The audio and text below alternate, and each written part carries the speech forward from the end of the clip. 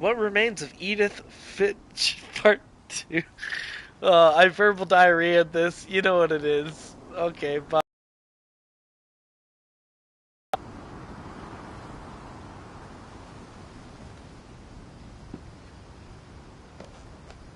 I wish we'd stayed. But I understand why we left.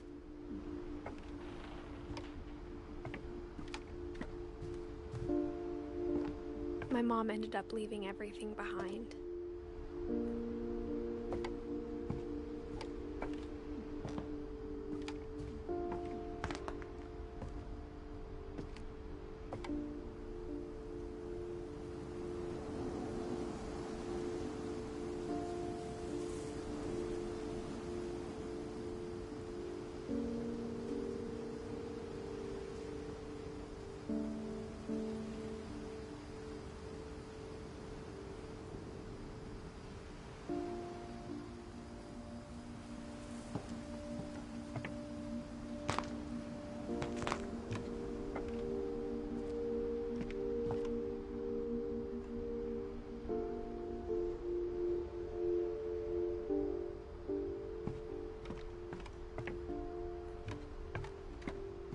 What happened that night had been coming for a long time.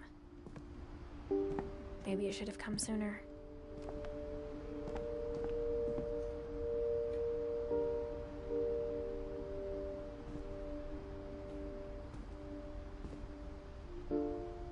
But it had to end one way or another.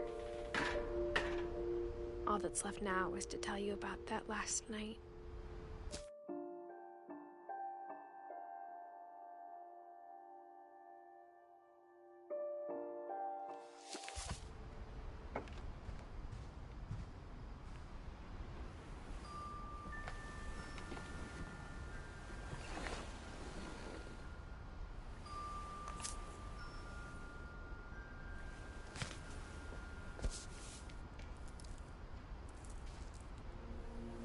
That whole last day, Edie just watched us pack and didn't say a word.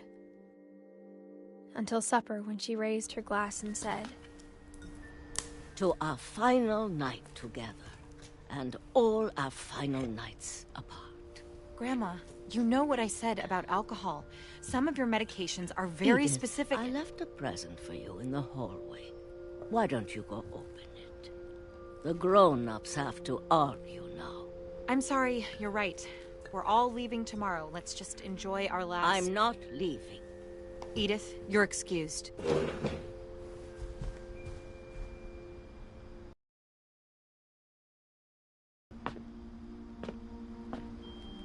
the power had been shut off that morning, but Edie always had plenty of candles. When my mom sailed the library, I don't think she knew about the other entrance. Or that Edie had a key to it.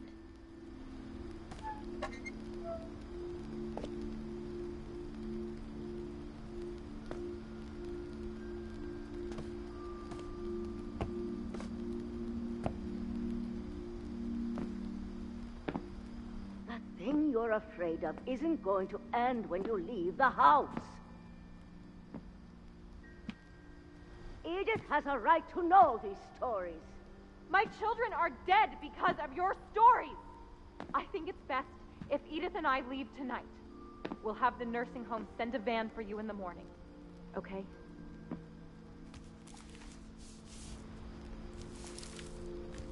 Dear Edith, there's so many stories I wish I could tell you, but there's only time for one. This is about what happened on the night you were born. That night, the tide went way, way out. It was the first and last time I ever saw the old house aground. There'd been an earthquake out in the middle of the ocean. They called it the lowest tide in 1,000 years. God, it smelled awful. You know, I've seen that house every day of my life. But I never thought I'd go back to it. When the fog rolled in, I lost my way.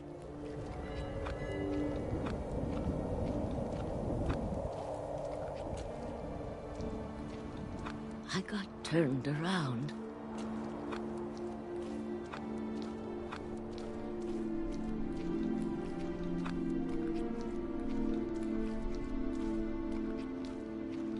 I started seeing things.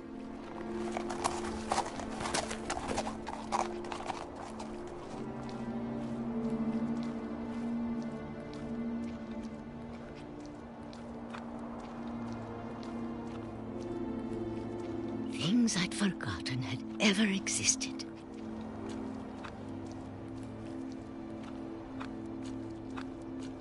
But when I saw them, they felt like old friends. That night, a lot of things came back to me.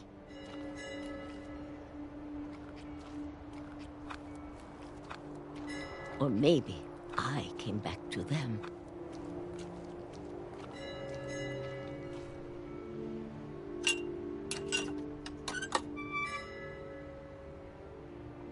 Things I can't explain, but that I need you to try and... Edith, what are you doing in here? It's mine. Edith! Mom, you're gonna rip it! Let go! I kicked and screamed, but Mom dragged me to the car.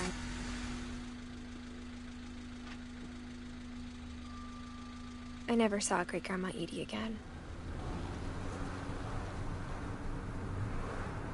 The next morning, the van came to pick her up, but she was already gone. After that, we moved around a lot.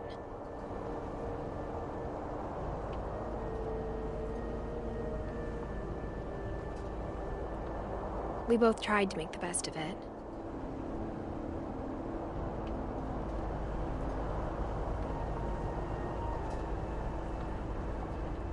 A few years went by.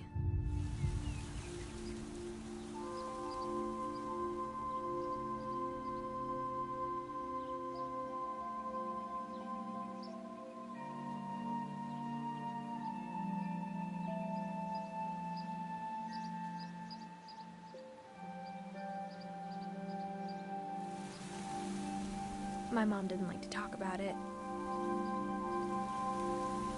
but she started getting sick a lot.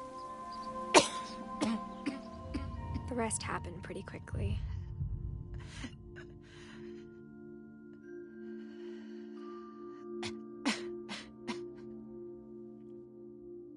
She got better for a while.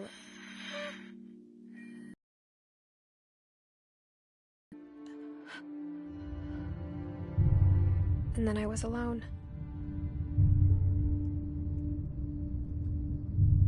The last Finch left alive.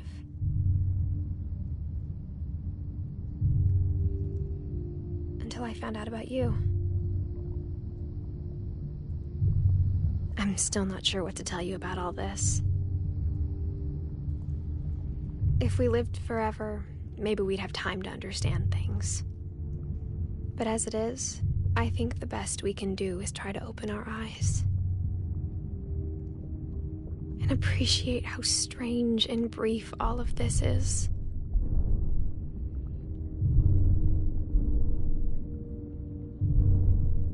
This journal was supposed to be for you.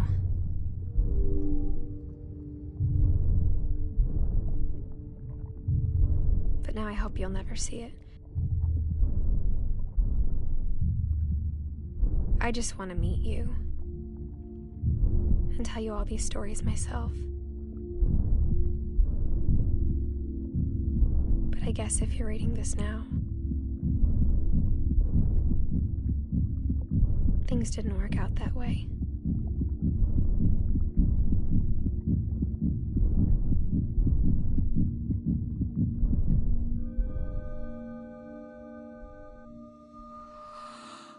This is where your story begins. I'm sorry I won't be there to see it. It's a lot to ask, but I don't want you to be sad that I'm gone. I want you to be amazed that any of us ever had a chance to be here at all. Good luck.